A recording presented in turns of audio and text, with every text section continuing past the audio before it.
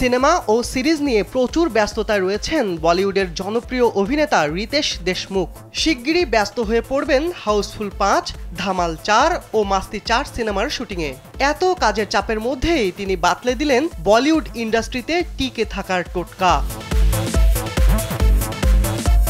রিতেশ বলেন, কোন ধরনের সিনেমায় আমরা অভিনয় করব, দর্শক আমাদের কিভাবে দেখবেন তা বাছাইয়ের দায়িত্ব অভিনেতাদেরই। তবে সিনেমা বক্স অফিস কাঁপাবে কিনা অভিনেতাদের পক্ষে তা আগে থেকে বলা সম্ভব নয়। তবে ফিল্ম ইন্ডাস্ট্রিতে অনেক বছর টিকে থাকতে হলে বক্স অফিসে সাফল্য পাওয়া অভিনেতাদের জন্য বেশ জরুরি।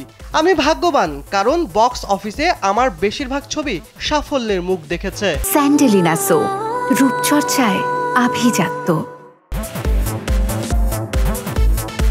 রিতেশ আরও বলেন, প্রতিভা অনেক অভিনেতারই থাকে, তবে বলিউডে টিকে থাকতে হলে সহকর্মীদের সম্মান করা উচিত। নিয়মানুবর্তিতা কঠোরভাবে মেনে চলতে হবে। সহ অভিনেতা হিসেবে আমি যেন কারো সমস্যার কারণ হয়ে না দাঁড়াই সেদিকে খেয়াল রাখা চাই। তাছাড়া নিজের কাজটুকু মন দিয়ে করতে হবে বলে জানান এই অভিনেতা।